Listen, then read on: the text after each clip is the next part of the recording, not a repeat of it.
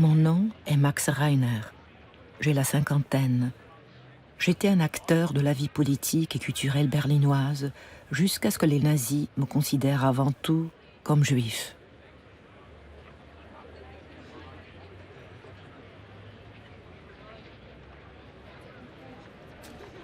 Quand Hitler apparaissait à la fenêtre ou sortait en voiture, une expression extatique illuminait les visages. Des hommes et des femmes de tous âges, des bourgeois comme des ouvriers, tous étaient croyants sans retenue, possédés par leur foi en Hitler, le Rédempteur.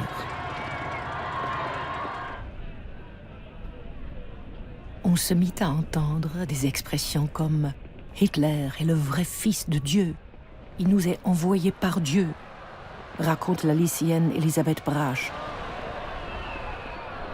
Et lors d'une journée ensoleillée, les gens s'écriaient « Quel temps merveilleux! Un vrai temps de Hitler !»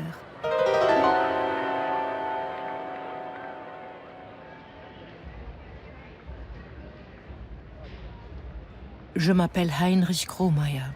Je suis protestant, mon épouse est juive. J'avais 33 ans en 1933. Ma carrière d'enseignant a été pénalisée par mon appartenance au Parti social-démocrate, qui a été interdit comme tous les autres partis politiques. Il m'est arrivé un jour de voir le Führer de très près.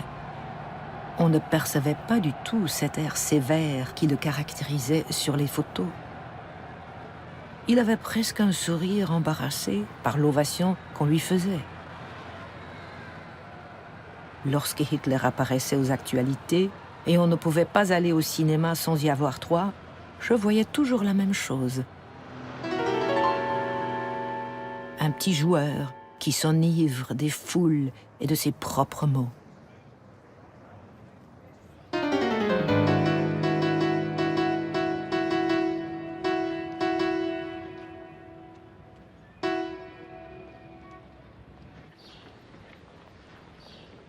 Si une consigne était donnée, tout le monde la suivait sans discuter, raconte Karl Schwab. Si un référendum avait lieu, c'était toujours l'unanimité. Tout était spontané. La spontanéité était la règle et elle était magistralement orchestrée par M. Goebbels.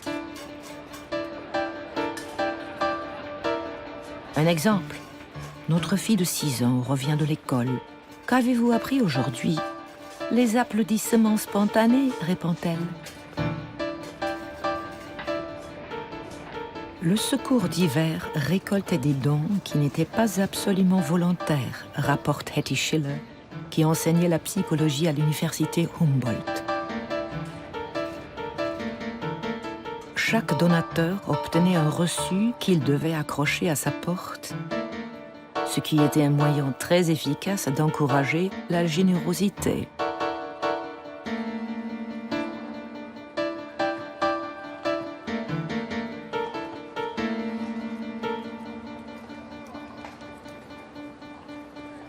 Max Moses Polke. J'avais 38 ans quand Hitler est arrivé au pouvoir.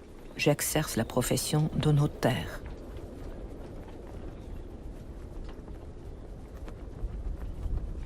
Devoir accrocher le drapeau nazi aux fenêtres nous était vraiment insupportable, à nous, les Juifs.